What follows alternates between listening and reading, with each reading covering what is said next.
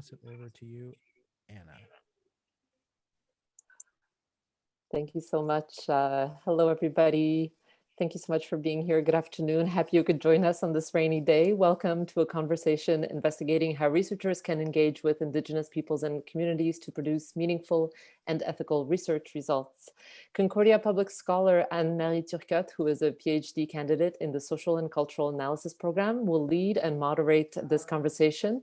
And Anne-Marie is joined today by Assistant Professor in Applied Human Sciences and Concordia University Research Chair in Land-Based Learning and Indigenous Pedagogies, Elizabeth Fast. Hi, Elizabeth, great to see you, as well as Associate Professor, Graduate Program Director for Youth Work in Applied Human Sciences, Natasha Blanchet-Cohen. So welcome to all three of you. I'll pass it over to you in just one sec. I just wanted to tell our audience members here a little bit about Forest Space. For those of you unfamiliar with us, we are physically located on unceded Indigenous land in downtown Tiohtià:ke, Montreal.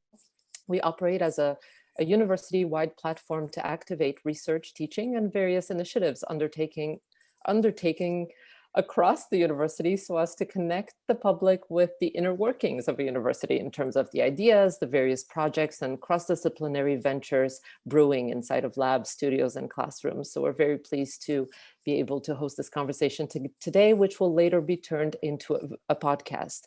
I'll let you know as well that we are recording and live streaming at CU Forest Space on Facebook. So I'll pop the link to that into the chat in a minute. And we do invite you to ask questions as well. Those of you who have joined us, please feel free to join in the conversation, especially I guess towards the tail end. You're more than welcome to raise a virtual hand and we'll go ahead and unmute you so you can speak. Or if you prefer text, the Q&A box is there for you. The chat is also activated. So on that note, I'm very happy to welcome Anne-Marie. Over to you. Thank you.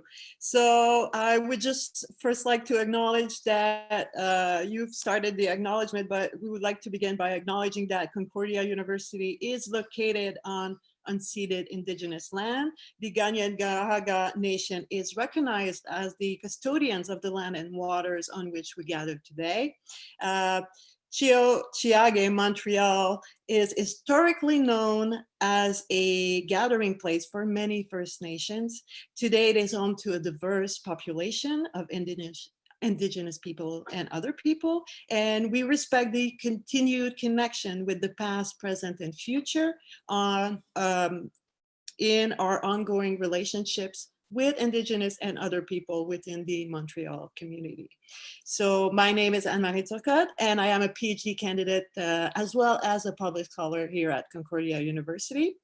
I've been working with Inuit youth in Nunavik for the past 15 years, and my research investigates the Inuit youth's experiences in relation to housing. So through a very common act of property destruction, the breaking of windows. So we must, I must say that Nunavik is currently undergoing a very important housing crisis with half the population living in overcrowded condition. And the breaking of windows is the most common form of property destruction. So through investigating youth and this action, I am trying to learn more about their experience in relation to housing. So as part of the Public Scholar program, we have the mandate to organize knowledge transfer activities.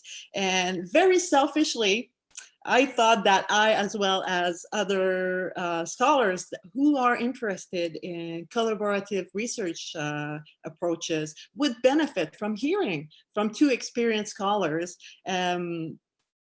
in that domain. So since I am right in the middle of my fieldwork and I have a lot of questions to ask, I will take the role of moderator as well as the role of the person who wants to learn. So representing maybe part of the audience that have many questions. So maybe we could start just by asking our guests to introduce themselves. So maybe Elizabeth, you would like to start?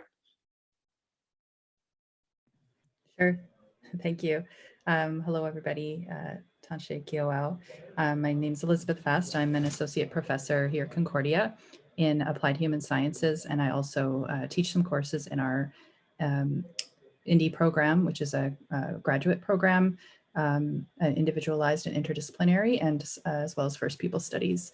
I'm Métis and Mennonite from St. Francois Xavier, Manitoba. And thanks for having me today. Natasha? Yes. Hi, everybody. Thank you for having me, and nice to share the conversation with Liz. So I'm also faculty member in Applied Human Sciences, current graduate program director in youth work. And in the context of this presentation also, I'm co-chair of the Quebec Youth Research Chair, particularly the Indigenous stream. And I have the pleasure of teaching research methods with youth and community youth development. So I'm glad to be here. Thank you. Thank you, Natasha. So in recent years, there's several events that have helped raise the awareness among Canadians on systemic inequalities, as well as barriers that Indigenous people have faced and still have to face every day. So there's the I Don't Know More movement that was initiated in 2012 that brought awareness on the federal government assimilationist agenda through resource exploitation and lack of consultation of Indigenous people. In 2015, ended the important Truth and Reconciliation Commission, which had the mandate to listen to survivors, their families, and communities who were affected by the residential school system. And this commission had also the mandate to educate Canadians about the experiences of Indigenous people in the residential school system. So more recently in 2019, the Vien Commission in Quebec aimed at taking a look at the relationship between Indigenous people and public services. So in less than a decade, we have one important grassroots movement and two commissions that listen to testimonies and work towards educating the public and formulated recommendation in order not only to acknowledge the effect of colonial practices and policies on Indigenous people, but in Canada, but also move forward in an effort to mend, heal, and enter in a new phase of reconciliation. So my first question is for Elizabeth. You have been involved in the Indigenous Direction Leadership Group here at Concordia, which I believe was created in the movement of the Truth and Reconciliation Commission. During your mandate, you went through an extensive consultation process with students and to come up with an action plan. So you also teach several classes pertaining to intervention and research in Indigenous contexts. So can you tell me how these activities influence your perspective on university in general and on your way of teaching? I also wanted to hear a little bit more about your classes and what Indigenous research methodologies are, and if there's a common thread to these methodologies. Great, thank you. I'll try to do that question justice. So yes, I was a part of the Indigenous Directions leadership group when it first got started in response to the Truth and Reconciliation Commission calls to action. And we did consultation with students, with faculty, with community members. And I think what sort of has propelled me to continue going forward and what we really heard from students at that time and continue to hear is that we need to have, they need to have classroom experiences where they can go beyond kind of the 101 or like the introduction to Indigenous studies and have conversations that stem from their own epistemologies, ontologies, worldviews, and their own Indigenous knowledge systems, and can do that in a way that doesn't always have to go back to explaining the basics of their lived experiences. They need professors to understand those lived experiences and have done their own work in informing themselves and educating themselves. They need to have course content that stems from Indigenous knowledge systems, and they need access to land-based learning opportunities. And so that has definitely influenced the way that I teach and some of the courses that I've been lucky enough to have support in creating. One of those is Indigenous research methodologies and pedagogies at the graduate level. Another is a first time this summer, we're collaborating with a student from an Algonquin student, Emilio Owati, and developed a course with his community that will happen on Algonquin territory in May and June, hopefully with COVID depending. And another course has been to create critical Indigenous perspectives in my department, Applied Human Sciences, where many of the students go work in community-based settings and need to understand the basics of critical Indigenous perspectives and why these commissions and what they reported are linked to working with Indigenous peoples and communities and how they need to have that knowledge in order to do that in a safe and effective way, and in a way that builds relationships with communities and treats them as the experts.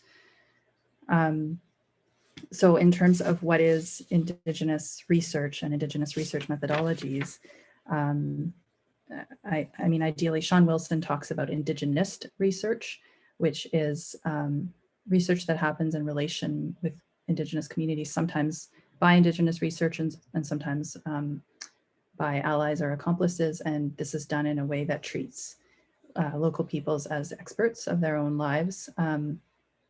There's also research done on Indigenous communities, which I think we've been trying to move away from, and which commissions have named as harmful. And so I'm not going to talk too much about that today. But in terms of Indigenous research methodologies, I like George Sefaday's definition. So I'm just going to read that briefly. And he says, ultimately, I would argue that Indigenous research is a complex, decolonized approach of producing, interrogating, validating, and disseminating knowledge based on Indigenous peoples' cosmology, worldview, or world sense. And he cites Oyuwimi. Indigenous research is rooted in diverse Indigenous values systems that bring with them their own methodological and theoretical framework accepted by an epistemic community of Indigenous peoples and not just, quote unquote, only in certified Indigenous scholars. So I think, you know, in line with the theme of this, this talk, that Indigenous methodologies stems from our own worldviews. And so there are, of course, a lot of overlaps between our nations and the way that we view holistic relationships with our natural world, and bring in not only intellect, but also the spirit, the emotional, and the physical aspects of ourselves to learning environments. And to me, that's sort of the framework that has some commonalities among Indigenous research methodologies, right? So it's not just what we do or that focus part that often Western academic research focuses on, but rather where we come from, how we're coming at research and in relation to each other and the work itself. I think I'll stop there for now. Perfect, thank you, Elizabeth, because it'll help moving on to the next question I have for Natasha. And it's a very personal question because since the 1970s, standpoint theory is a perspective that has been used in feminist studies and research with marginalized population. And according to this theory, the social position within which knowledges are produced is extremely important. And I mentioned that because I was curious, because I know that for you, Natasha, positionality is very important in your research. So in your research with Indigenous youth, or more specifically in your way of apprehending research, can you explain to us what positionality is? And if it relates in any way to standpoint theory, how does your positionality or your team's members' positionality plays a role in your research? And how important is it to place youth at the center of your research? And how does it relate to questions of positionality? I know there's a lot of questions. Pick up what you want to answer to. So as Liz says, I'm going to try and do justice to this question that has many layers to it. But I think I would maybe pick up from Liz's point. I mean, I think if you're working with Indigenous people within the context of Indigenous methodologies, positionality is really critical. So from just talking about it from that perspective, I think it's about acknowledging and that knowledge is situated, it's political. So you need to name your identity as a researcher and reflect through that process. So for instance, in my case, that was super important in undertaking my role in the youth research chair to acknowledge, name myself as an ally, as a non-Indigenous person, with mixed ancestry, a mother raising biracial children. All of those different elements are important for me when I enter into my relationship with partners, but also in terms of situating the knowledge that I'm gathering. I think positionality is around accountability and building that relationship of trust. And I mean, I think if you work with elders will always start by saying, you know, I'm drawing on this knowledge based on my experience, based on my location. And I think there's something definitely related to that, situating your knowledge and not presuming that this is neutral, universal, generalizable. So that's where there's a big distinction, I think, in making positionality explicit in your research. And it's a source of strength and validity, if you want to use those terms. I think with respect to bringing youth at the center, I mean, it's also acknowledging I'm not a young person, I'm not an Indigenous person, so I need to state that up front and be clear around what my role is and where I'm coming from. And everybody has to do their own journey. I think this, you know, as a young scholar, or, you know, later on in your career, your thinking about your positionality will also evolve. So I think that's something very important if you embark on this collaborative research, to take the time to think through these things. You know, with respect to bringing youth at the center, 3 years ago, when there was this opportunity to take on this proposal for the Youth Research Chair, which is, you know, a 6-year endeavor that has this stream around in supporting research with Indigenous youth. I was like, why me? You know, I couldn't, am I the right person? I went through this whole reflection and I was kind of paralyzed for a moment of whether I had the right to do that. And then I had to do my journey. I found meaning in my name from my husband's, in his culture, in his Kalabic culture. When your first daughter is born, you are given a name, the couple is given a name that, and in our case, it was Menang Ulung, which means that you are a convener, you are an uplifter. And my daughter's now 21, so 21 years ago, I didn't really think the name was more given to my husband because of who he is, not so much for my traits. But 15 years later, I was like, oh yeah, you know, that is, I can come back to that, and that is my role. And so I found meaning in my role in that name. And I think this around bringing youth to the center and your role as a researcher in this network is about creating a platform and a space where youth can engage, counteract sort of a monolithic view of youth, an often deficit-based of youth that has prevailed in research, particularly in Quebec, in you know, more francophone research, perhaps. So I think positionality is something that I think is really, really key. And it can be sometimes hard to do, but it can also really help, I think, speaking to the point that Liz was saying around deconstructing this hierarchy of knowledge. It's kind of like the researcher knows everything, they're neutral, and the participants, you're taking and knowledge from them. So yeah, I think it's something very central to the work that we're doing. Thank you, Natasha. Now I wanted to talk a little bit about, because it's unavoidable, in the last few decades, there has been an increased presence of Indigenous people in urban areas. So now more than 60% of Indigenous people live in cities and urban areas. So I was wondering if this had an effect on research within Indigenous contexts or research methodologies. So maybe Natasha, I would like to ask you, has this increased presence of Indigenous people in urban areas had an impact on your research and your way and your teaching activities as well? I don't know. Yeah, so I would just start by responding to that question by saying that, I mean, my research, I mean, I've only done research with Indigenous people when I'm invited to do research. So my research in Quebec with Indigenous communities was initiated by an invitation by the Friendship Center in Val d'Or, so an urban setting, and they were interested, they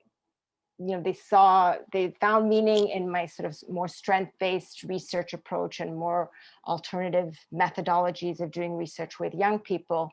And they said that they would like to collaborate to document some of the programming that they were doing to better understand, justify sort of their culturally safe practices that they were doing. So my research has been largely based in urban areas, although I think it's important, and that's something that's come a lot in my research, is that the connection between urban and community remains really strong. So I think sometimes we sort of, statistics wants to come up with 60% are urban, but I think those, when you actually talk to people, there's a lot of going back and forth between the community and the urban area. We did this research a few years ago with the National Friendship Center in 5 cities across Canada around school transition. And we discovered that 80%, we spoke to about 71 people, 80% of people were experiencing school transitions that were not the conventional transition, you know, from primary to secondary. And why?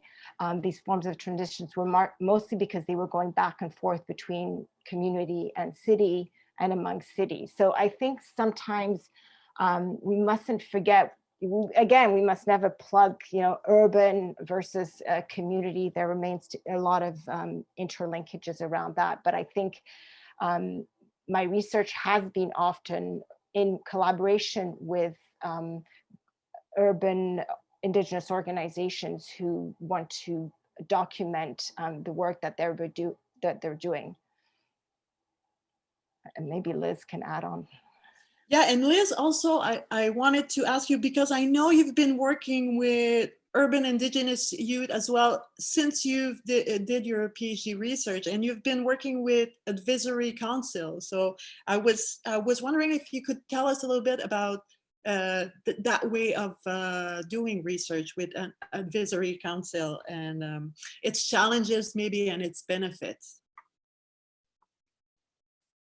Sure. Well, yeah, I think again that my inclination to work with directly with youth and have kind of their voices front and center, and now in my work, youth and elders on community advisory councils, it recognizes what I was talking about earlier, which is that we all bring our own expertise to the table, and that there's not this hierarchy of knowledge. And so to me, it really reflects an Indigenous methodological approach to work in this way, in both putting together what is important that we're working on, and also creating opportunities that don't otherwise exist. So another kind of core part of Indigenous methodologies is creating transformative and healing opportunities for youth and for our communities that have been so impacted by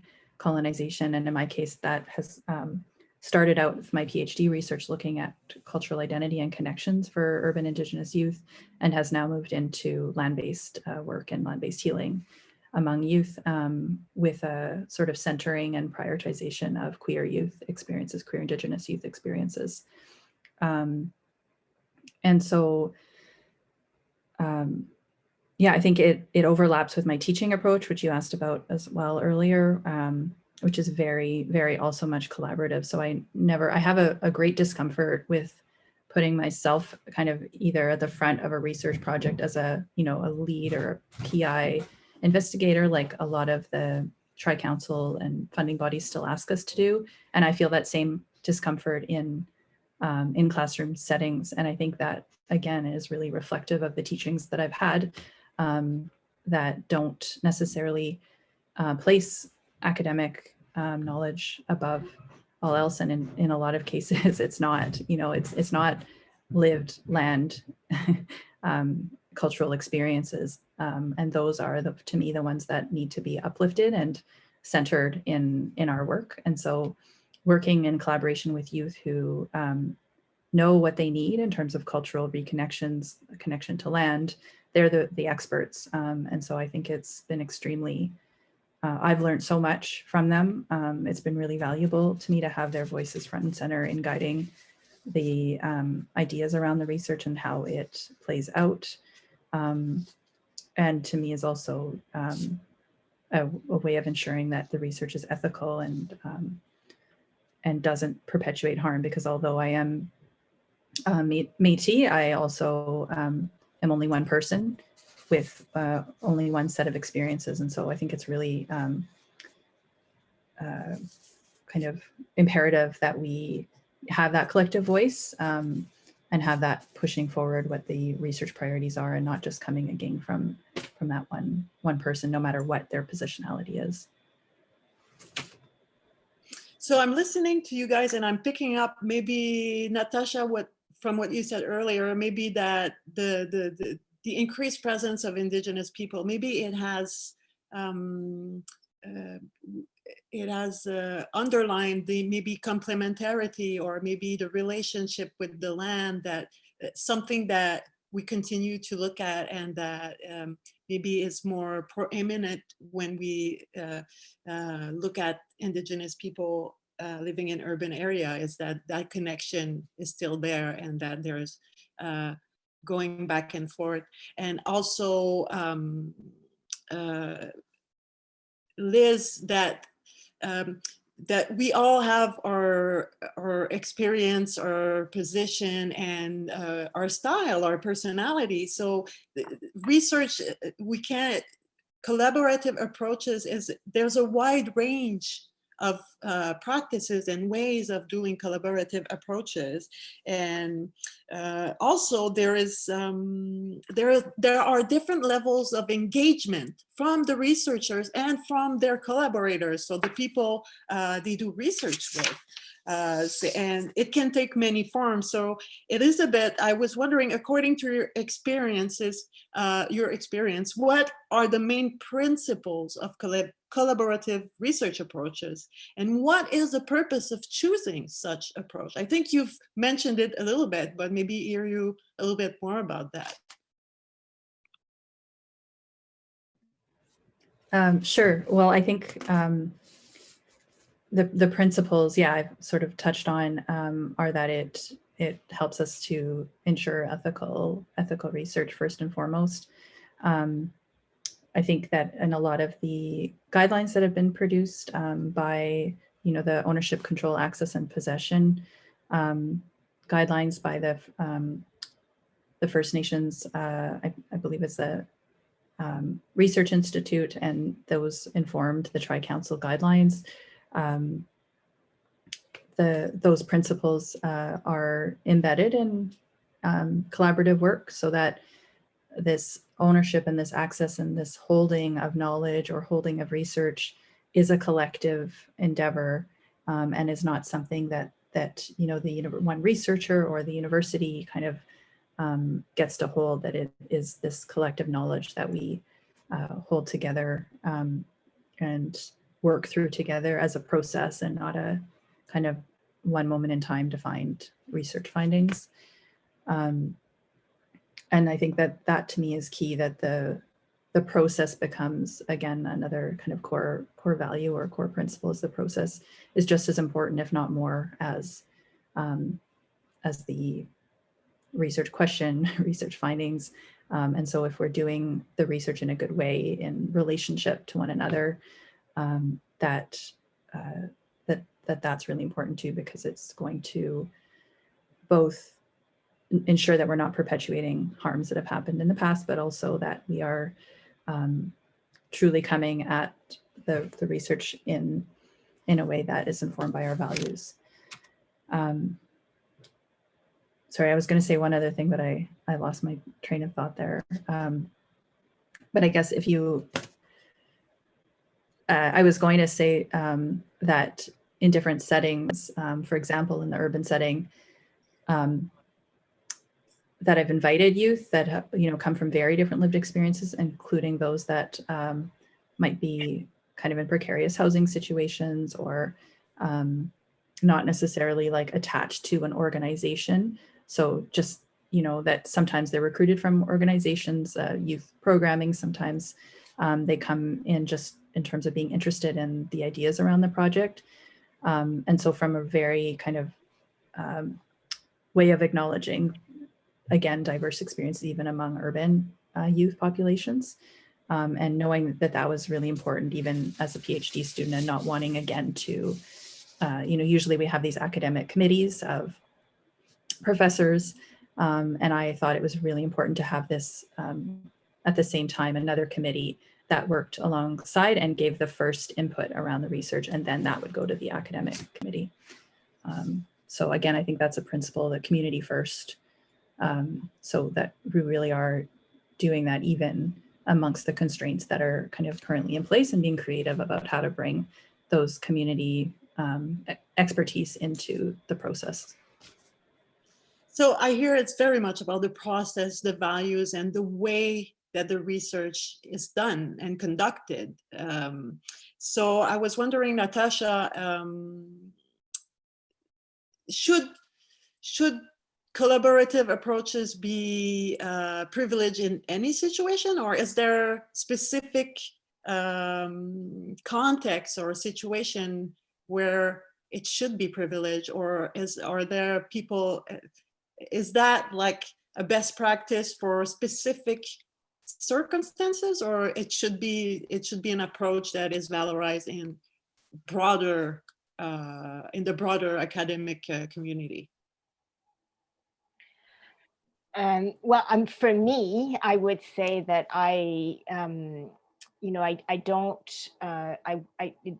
wouldn't fit with my values and way of being, of doing research in a non-collaborative way. I mean, just in the sense of sort of the standard research of you come up with a research question devoid of the context that may not, because if you, and then you sort of based on the literature review, and then you go out and do your research.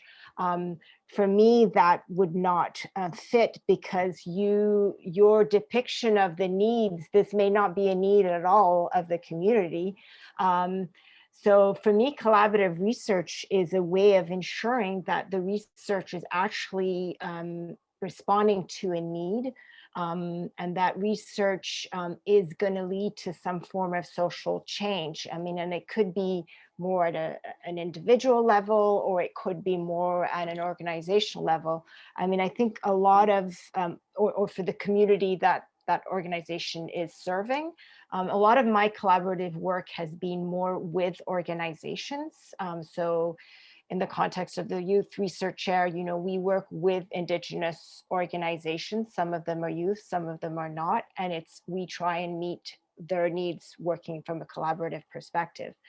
And it has to be, there has to be an interest on their part to enter that relationship. And the only way that they're going to want to enter that relationship, if it's going to respond, if it's going to respond to their needs, that they have some questions, they want to document, and they want to collaborate in analyzing this question or responding to this question. So I don't know if it's like it's an either or, but I think if in the current context, and in response to all the context that you've outlined at the beginning of this presentation, I believe that collaborative research is essential. I mean, I definitely think there are some challenges to be worked through in terms of you know, who is the collective? I mean, Indigenous youth are often, and as we are, I mean, we are all embedded within organization and power structures that we have to work through. So there might be some issues that the youth want to bring forward, but they can't do so within the structure that they're in, or the same goes for the researcher. So I think sometimes there's some work there.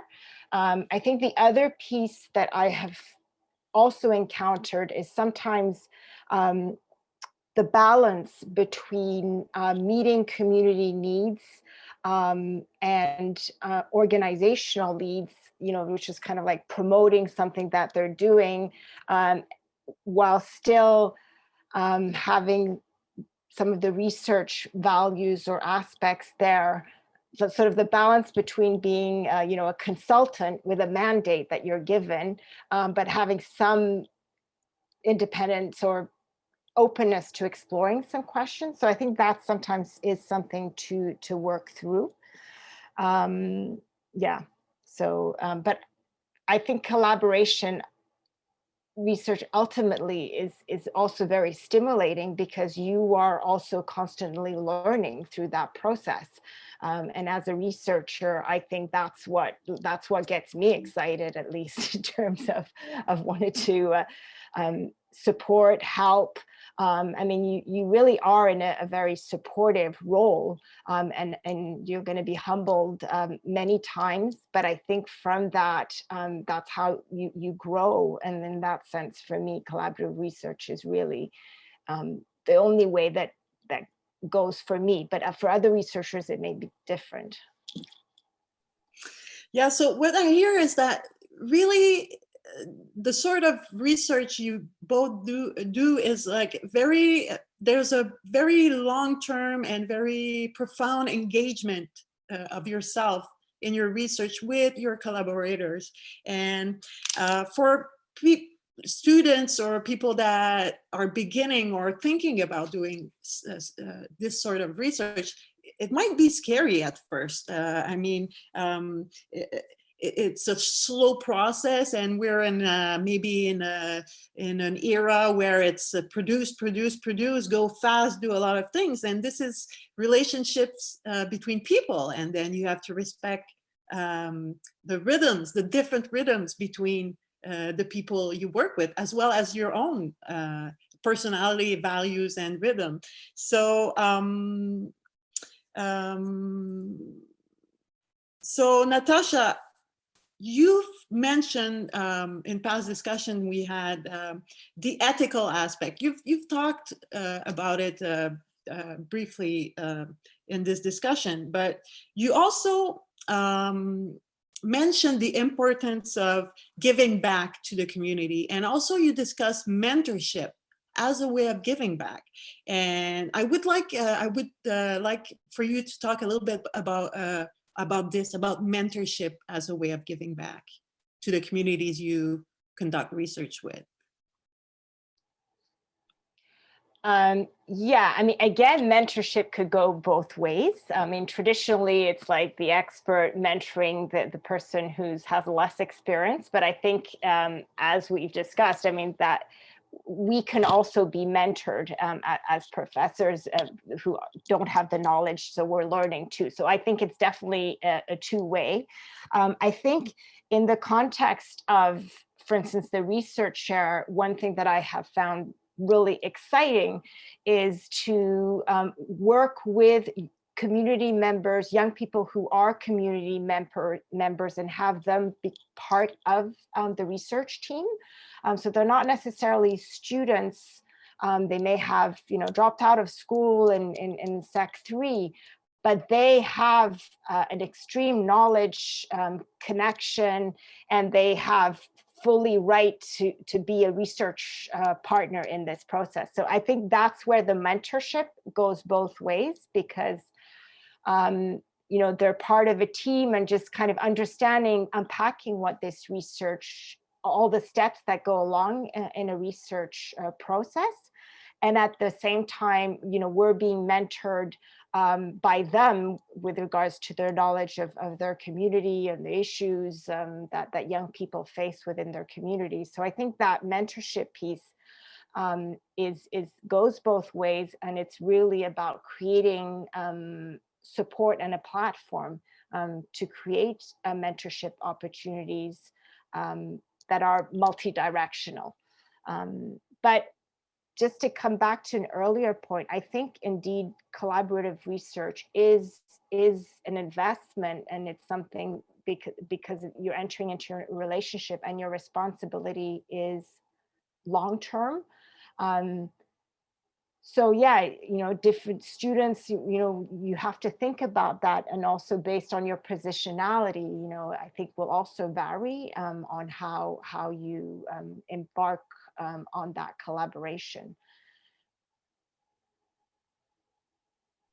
So it's really both ways, giving and receiving, and it's really an exchange. It's a research based on a lot of exchange of knowledges and information. And so Elizabeth, you mentioned, I heard that because I stick to that because you mentioned that you had a dream to produce a podcast series about Indigenous methodologies, and I have a scientific podcast, so I thought it was really interesting. And as well, this discussion, as Anna mentioned, is going to become a podcast episode for the fourth space. So I was wondering if like new forms of knowledge transfer or unconventional forms of knowledge transfer were a big part of your work, of the way you teach, or the way you see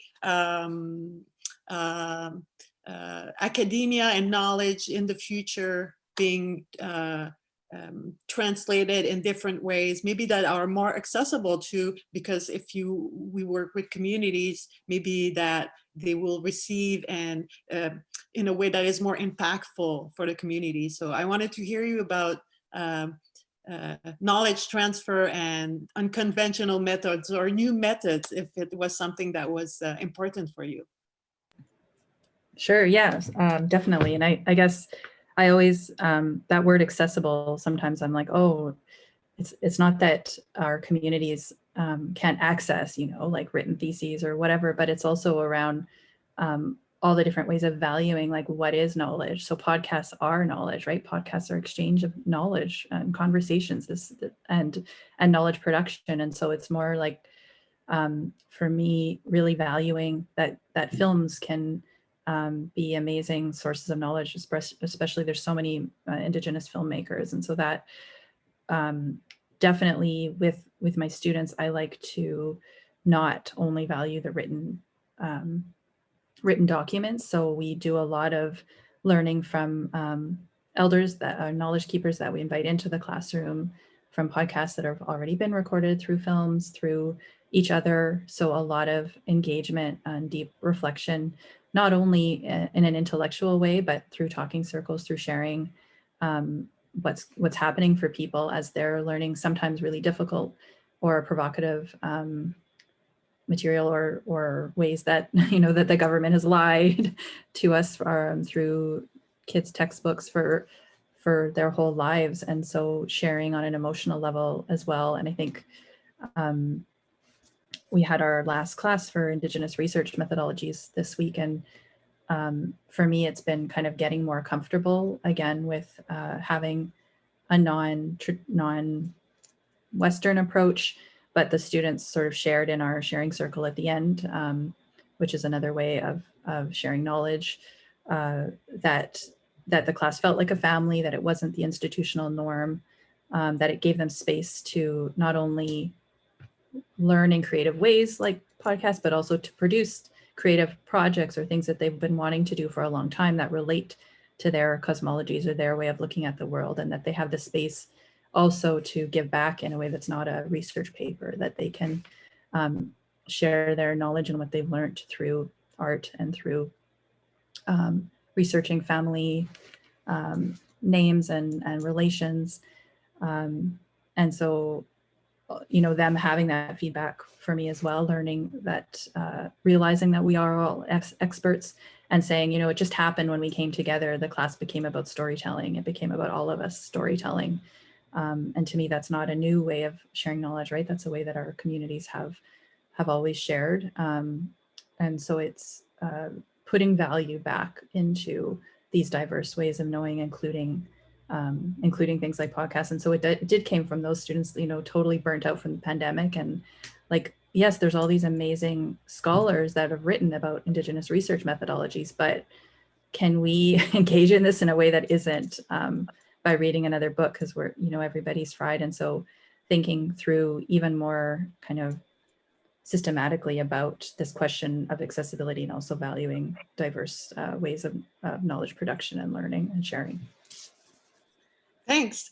So I know we need to leave 15 minutes for questions, so I will just briefly ask you to conclude a little concluded comment. Maybe if you, Natasha, if you want to add something on method of knowledge transfer, and also maybe talk a little bit about your recent project and your research project that are coming in the future. Maybe just leave us with your new project. Maybe Elizabeth, you can start. Sure.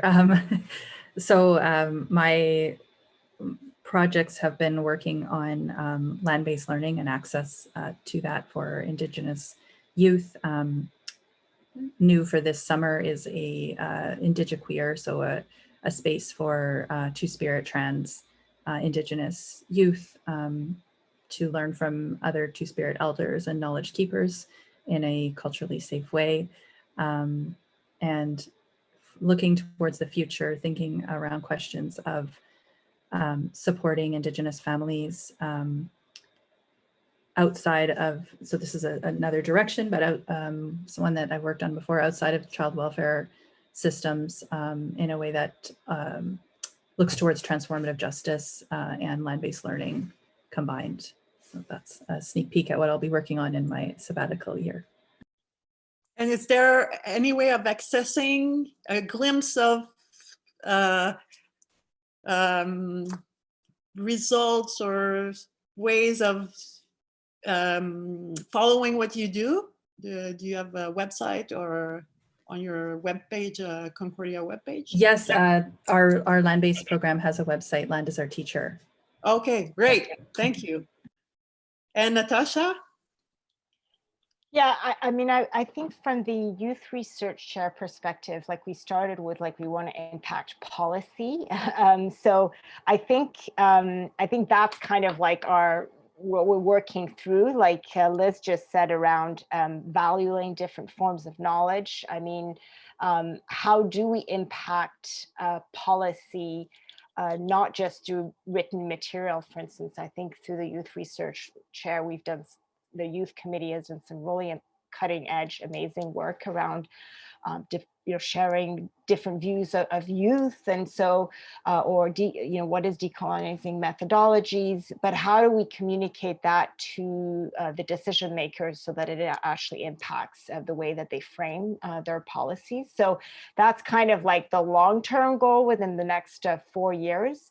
I think most immediately we're kind of looking at, there's been some really, in the context of the renewal of the youth strategies, Indigenous youth strategies that started sort of 4 years ago with 3 organizations, and now there's actually 8 different nations who are developing strategies. There's been some really exciting consultation processes, so we really want to engage with them to share what's being done and how they can share amongst themselves, but also inform other consultation processes that are undertaken by the government, whether with Indigenous people in general, so youth influencing general consultation processes, or basically the youth work that's done at the Youth Secretariat. So that's kind of like one of many projects. Well, thank you. Is there a way to access all that good material that you've produced? Yeah, well, probably the youth, definitely the youth research chair. So cherjeunesse.ca. That would be, everything's there from all the co-researchers. That will be the database to look at. Perfect. So it seems that for now we don't have any questions. I would like to take the opportunity, because we discussed podcast. I mentioned that I have a podcast. For 3 years we've been doing from the Concordia Ethnography Lab. We've been producing a podcast pertaining to different methodology, ontology, different subject. And this year we are producing 3 different series. So we are helping students produce their own series of podcasts. So we have one series coming on translation. So a translator really explaining how the translation process works. And she's using Harry Potter as deconstructing Harry Potter and the translation from English to French. And it's super interesting. We also have a museologist that is going through all material and also working towards looking at colonial meanings and the way that trying a little bit to have a decolonial perspective to museums and the way they apply a decolonial lens to material and museums. And we just recently launched this Monday a new podcast that was done by the Decolonial Perspective and Practices podcast. So it relates to a lot that we've talked about. So the Decolonial Perspective and Practice Hub is a graduate student-led coalition dedicated to fostering decolonial pedagogy and knowledges in and outside the academy. So they released their first podcast. If you're interested in listening to it, you can listen to it on SoundCloud, and we have a website. It's a Best Concordia podcast. It's bestconcordiascientificpodcast.com. So if you're interested, I don't know, is there, there's a question that came in okay.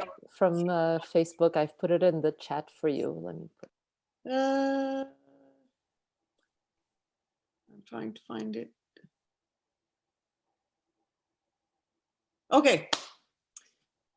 So a question from a listener. So I was wondering, since some disciplines feel more or less concerned by alternative pedagogies, as Natasha just mentioned, how to expand on a wider policy level or wider academic practices, and how much is that on the agenda of your work?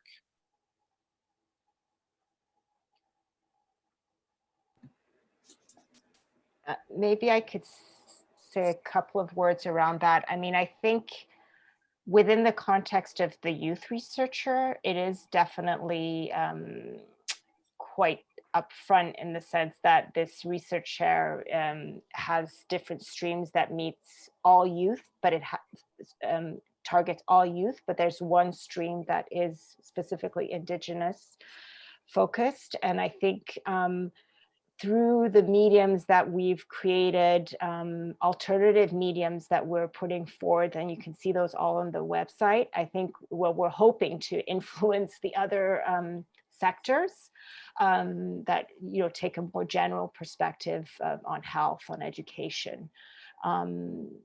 Yeah, but I mean, I definitely think it's a long haul and a long work, and we need to be a lot of people undertaking that work at a systemic level. I can't remain at an individual level from our own departments and our own training of our students and the way that we frame our classes and so forth.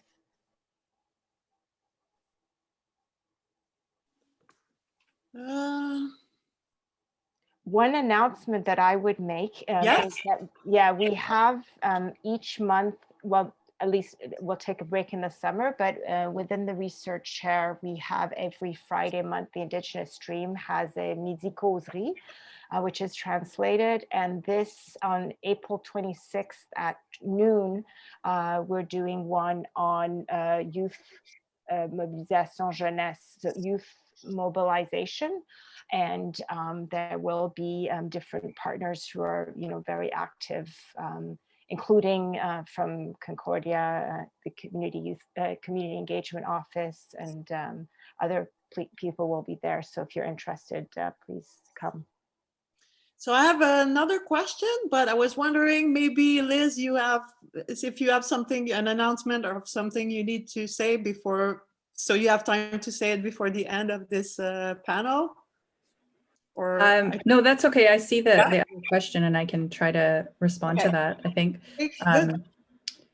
So the question is, as many of us here are part of the Concordia community, I'm wondering if you both have suggestions how we can contribute to systemic change within academia on a collective level as part of Western rooted institution, in brackets, in addition to the contributions within our own research and class endeavors.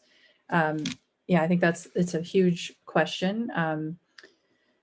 To me, in terms of the previous question and bringing kind of alternative pedagogies and different ways of valuing knowledge into our classrooms, I think actually the Decolonial Hub is doing that type of work and offering to work with faculties and departments who want to have those conversations.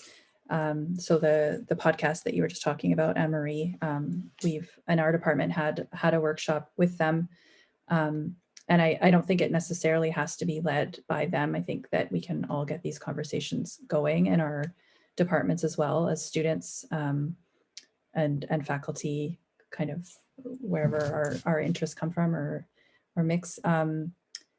There are, of course, people in institutional positions like Donna Goodleaf, who's at the Center for Teaching and Learning, and is there to support departments that are looking towards,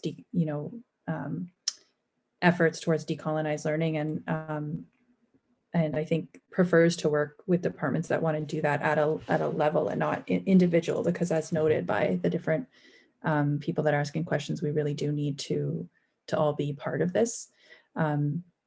So I think there are some, and probably many more resources that we can go to. And in terms of our own like research communities, there's still some harmful research going on, particularly, sometimes